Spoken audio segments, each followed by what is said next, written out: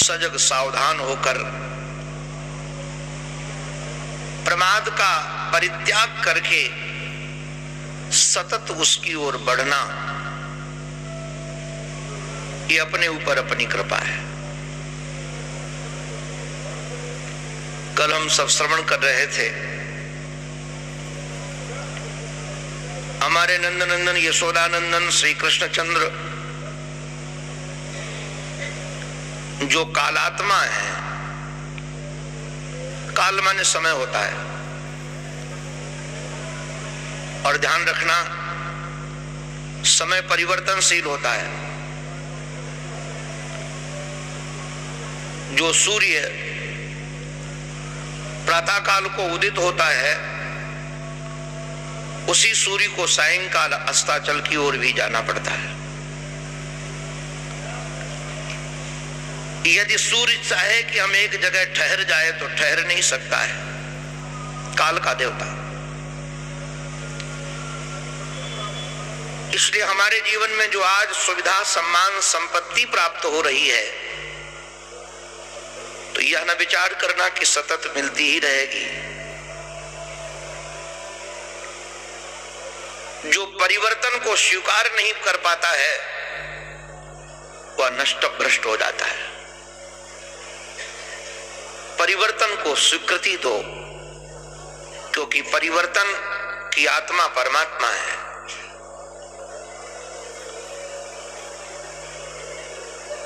भगवान ने क्या किया? ये कालात्मा परमात्मा ने ये शक्र के दर्प का दमन करने के लिए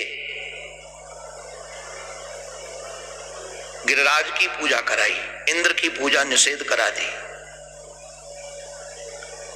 मैं बार बार लोगों को कहता हूं, हमारे जीवन धन श्री कृष्ण को गिरिराज पूजा अभीष्ट नहीं थी। अगर गिरिराज पूजा ही अभीष्ट होती तो संपूर्ण वर्ष में कितने दिन ऐसे रिक्त हैं जिनमें किसी की भी पूजा नहीं होती है। श्री गिरिराज जी महाराज की पूजा करा दी जाती, किंतु इंद्र के पूजा के दिवस ही इंद्र की पूजा में आने वाली सामग्री से ही गिरिराज जी की पूजा कुछ कहती है। भगवान ने पूजा तो करा दी, किंतु जैसे देवर्षि नारद जी से इंद्र को पता चला कि हमारी पूजा बंद हो गई, मैं तो बहुत दिनों से प्रयास कर रहा हूं, दिनों से क्या वर्षों से, मैं गुरुचरणों की कृपा से एक बात कह सकता हूं कि मुझे काम से डर नहीं लगता है, लोभ से भी डर नहीं लगता है, क्रोध से भी डर नहीं लगता है। यदि डर किसी से लगता है तो अभिमान से लगता है, और अभिमान इतना सूक्ष्म है, कई बार अभिमान न होने का अभिमान हो जाता है। आप आश्चर्य मानेंगे, अभिमान न होने का भी अभिमान होता है। हाँ जी, होता है। और संसार में यदि कोई दोष ऐसा है जो हमारे श्री कृष्ण को पसंद नहीं है, वो अभिमान ही है। हमारे पास कामियों की लिस्ट है। हम रामायण से, महाभारत से, भक्तमाल से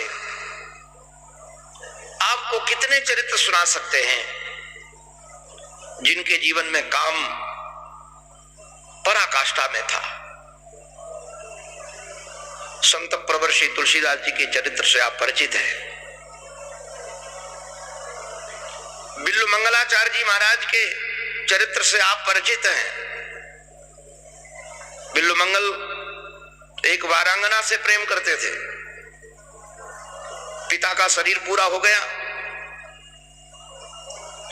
13 दिन तक निकल नहीं पाए उससे मिलने के लिए।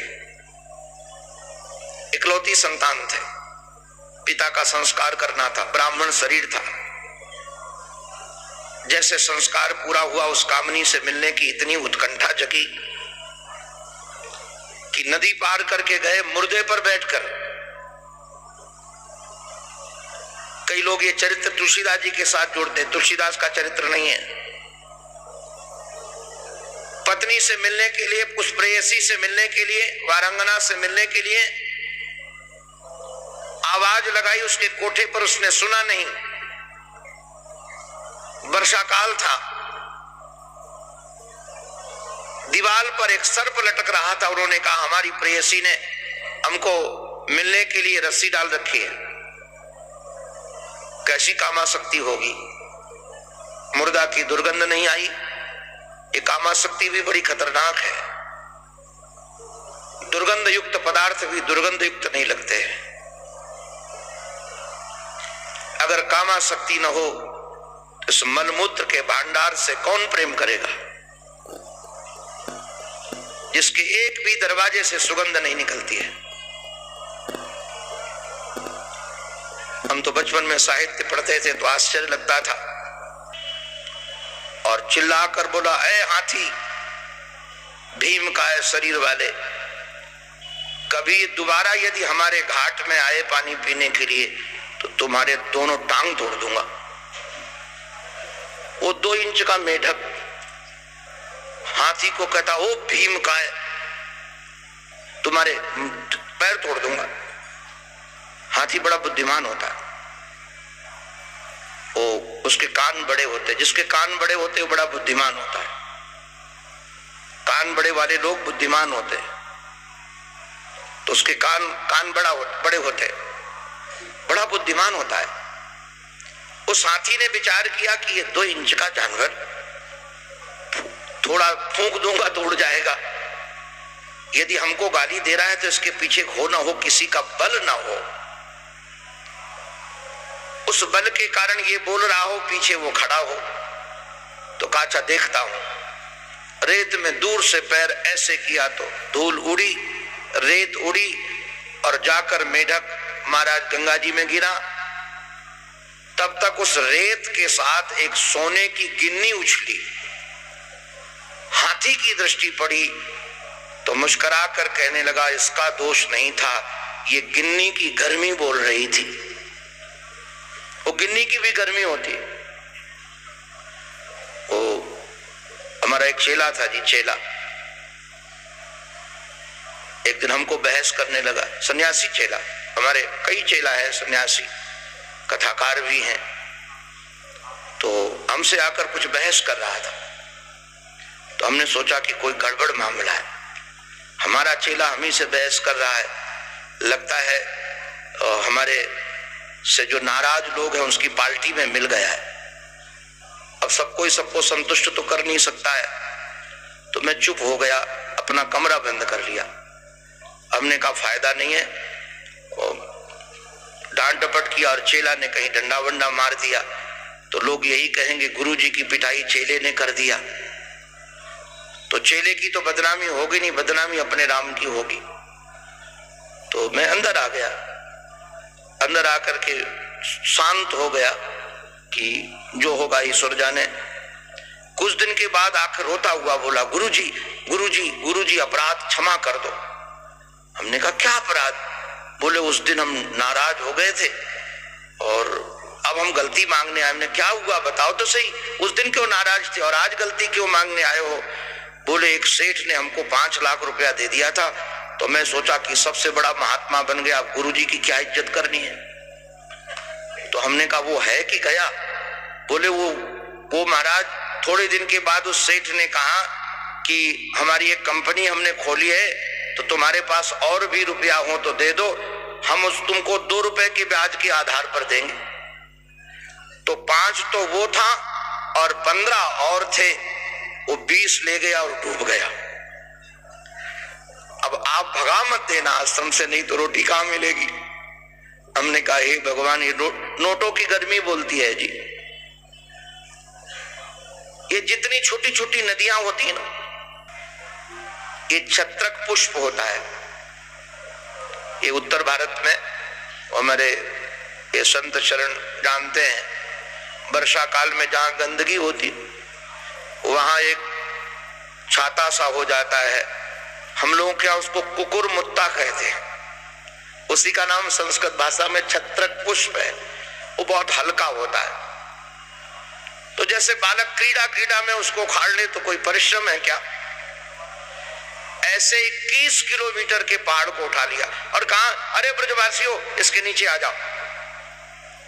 महाराज एक दिन नहीं 7 दिन तक बहुत अद्भुत अद्भुत लीला है कि भगवान अपि तम शैलम स्वस्थाने पूर्ववत प्रभु। सुखदेव जी महाराज को तो हम वंदन करते हैं क्योंकि ऐसा वक्ता भूतो न भविष्यति, सुखदेव जैसा वक्ता न हुआ है न होगा। सुखदेव जी महाराज की वाणी की कई अद्भुत विलक्षणताएं हैं और सुखदेव जी की वाणी को यदि सही ढंग से कोई सुने पढ़े तो कभी संशय नहीं होगा।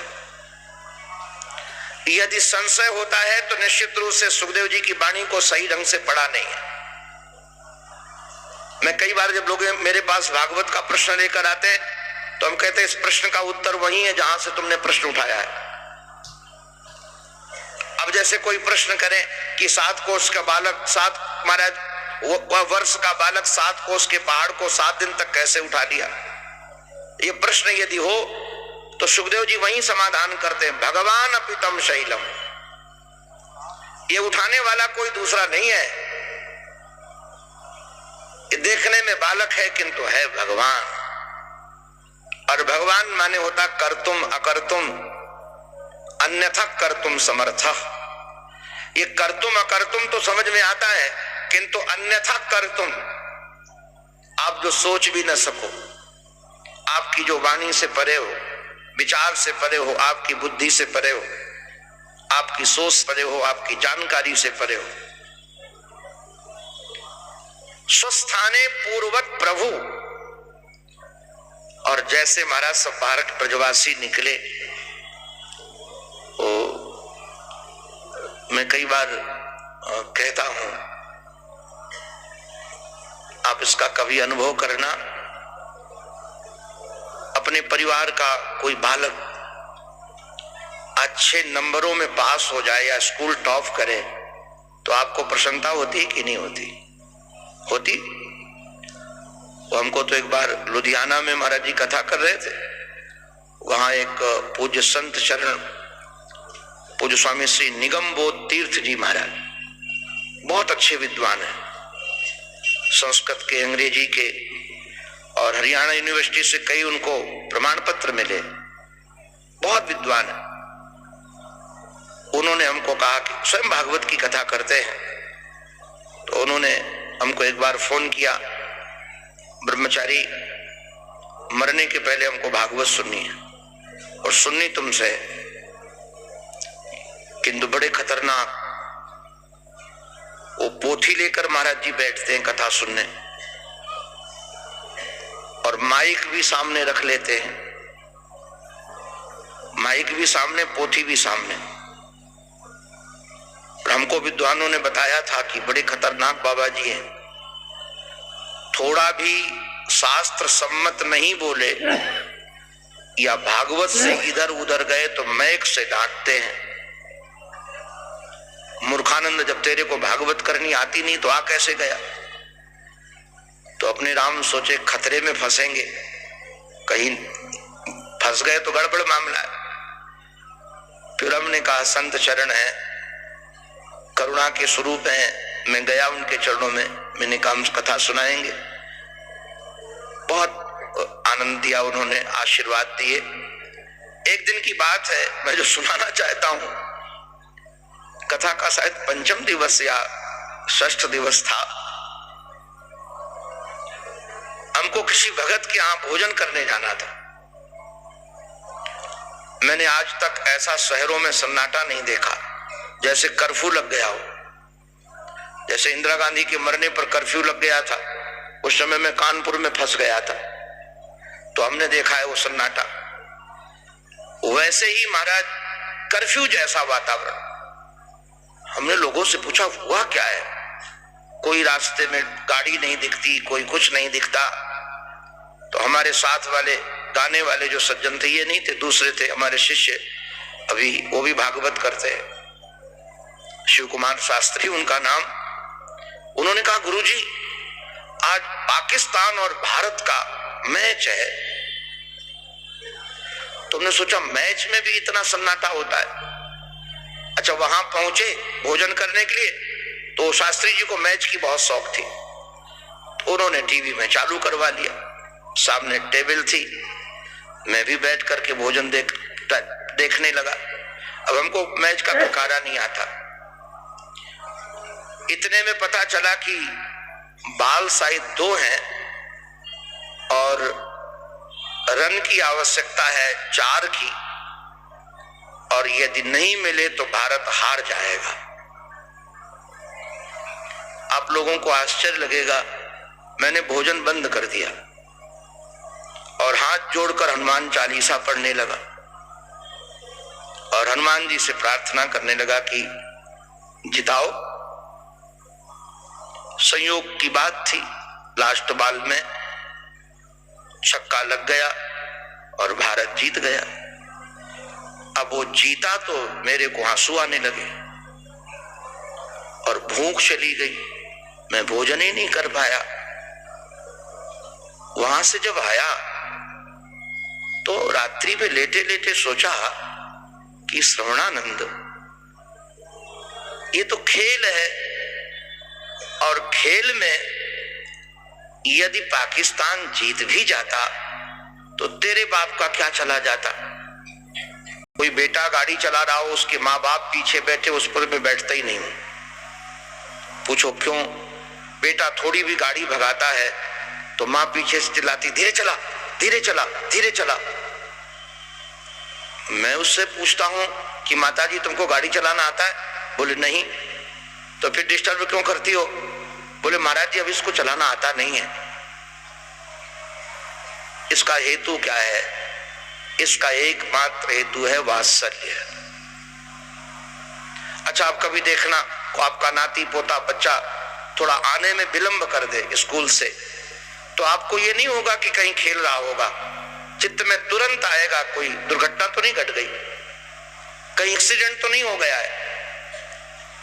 कारण का ये चित्त वात्सल्य में इसी प्रकार का रहता है। तो देखा श्री कृष्णचंद्र जी महाराज एक दिव्य महाराज सिंहासन पर बैठे हैं, कुछ विरदावली गा रहे हैं, कोई स्तुति गा रहे हैं। सखा एक दूसरे से बोले भैया यहाँ तो छोरा की लाला की बड़ी मौज है, देख कैसी मौज कर रहे हो। जाने लगे तो चौकीदारों ने कहा बाहर चलो बाहर चलो। सखाओं ने कहा तेरे बाप को वैकुंठ है, बाहर काहे को जाए, मेरे लाला को वैकुंठ है। बोले तुम्हारा लाला कौन है? बोले वो बैठे। बोले वो लाला नहीं है, वो लोकादि लोकपति वैकुंठाधिपति श्री कृष्ण चंद्र जी महाराज। बोले भैया एक बार फिर बोलना क्या नाम है? बोले लोकादि लोकपति वैकुंठाधिपति श्री कृष्ण चंद्र जी महाराज। सखा बोले इतनो लंबो नाम तो मेरे बाप ने भी ना लियो। अरे हम तो लाला कहे, छोरा कहे, कनुआ कहे, और तुम क्या लंबो लंबो नाम बता रहे हो, इतने लंबो नाम हमसे ना ले जा सके। तो चौकीदारों ने कहा तूष्णीम भव, चुप रहो। सखा बोले भैया ये कौन सी गाली दे रहे हो तूष्णीम भव, ये कौन सी गाली है, काय को गाली दे रहे हो? पहरेदारों ने कहा चुप रहो, डांट लगाई। सखा एक दूसरे को देख करके बोले भैया यहाँ से चलना चाहिए। बगीचा में आकर के बोले क्यों जी, इससे अच्छा तो वृंदावन ही था, जहां लाला के साथ झगड़ा कर सके, वहां के ऊपर चढ़ाई कर सके, वहां को गाली दे सके, वहां के साथ बैठ सके। ये तो जाकर कहां बैठ गया है, और वहां वहां के पास जा भी ना सके तो आंख बंद करके चिल्लाए लाला लाला। जैसे आंख बंद कर चिल्लाए तो आंख खुली कन्हैया सामने खड़े थे। बोले क्यों जी मेरो बैकुंठ कैसो लगो? बोले 2 कौड़ी को, और आज के बाद लाला यहां दोबारा लइयो मती। इसलिए कारण हमारे ब्रजवासी बैकुंठ हैकुंठ से प्रेम ना करें, वहां यहां तो कहे मुक्ति नौन सी खारी लागे, मुक्ति नौन सी खारी लागे। वृंदावन की सीमा के बाहर वो निहारना नहीं चाहते किसी को। अभी बहुत बड़ा कुंभ है, बंधन है कुंभ को, सारे संत पधारे हैं, किंतु हमारे ब्रज के रसिक अभी वही हैं, वो नहीं निकलते कोई कुंभ उम्भ में। और यदि कहें तो ऐसी टिप्पणी करते हैं कुछ पूछो नहीं। हम एक बार एक संत को बोले कि बाबा चल प्रयाग नहा के आए, बोले अपने प्रयाग को कह दीजिए कि लाला को एक प्रेमी वृंदावन में बैठो है, वहां को दर्शन दे जाए। बोले मेरे पास समय ना है, और अपने प्रयाग को कह दीजिए। ऐसी मस्ती में तो महाराज ये सारे के सारे सखा श्री कृष्ण पर बलिहार है। वैसे तो मैंने बहुत सरस भाषा में कथा सुना दी है बड़ी गंभीर। इसके बाद एक रसीला चरित्र प्रारंभ है, जिस चरित्र का नाम है रास पंचाध्यायी। वैसे तो हमारे आराध्य ने श्रीमद् भागवत महापुराण का हिंदी अनुवाद किया। गीता प्रश्न में ये जो 2 भागों में अनुवाद मिलता है हमारे महर्षि का है, आराध्य का है। जब इसका अनुवाद होकर ये छपने के लिए आ रहा था, उस समय गीता प्रश्न के संस्थापक श्री जयदयाल गोयनका जी महाराज, ये बड़े महापुरुष, भले ये वैश्य परिवार में उत्पन्न हुए हैं किंतु ये निश्चित रूप से ऋषि है। हम दोनों महापुरुषों को नित्य प्रातः काल में स्मरण करते हैं, श्री सेठ जयदयाल गोयनका जी को और श्री हनुमान प्रसाद पोद्दार जी को। ये दिव्य महापुरुष है। हमने तो दर्शन तो नहीं किए, किंतु अपने महाराज जी के लेखनी से, अपने महाराज जी के मुखारविंद से इनकी चर्चा खूब सुने हैं। इन महापुरुषों का विचार शैली अद्भुत है, जीवन शैली। आपको बताएं, पूरे विश्व में सनातन धर्म के ग्रंथों को घर घर पहुंचाने का काम यदि किसी ने किया है तो गीता प्रश्न ने किया है। और गीता प्रश्न के संस्थापक ये दोनों महापुरुष हैं। भिक्षा नहीं मांगते थे, पैर नहीं छुआते थे। बहुत अद्भुत है दोनों का जीवन। हम कई बार इनका जीवन पढ़ते हैं तो गदगद हो जाते हैं।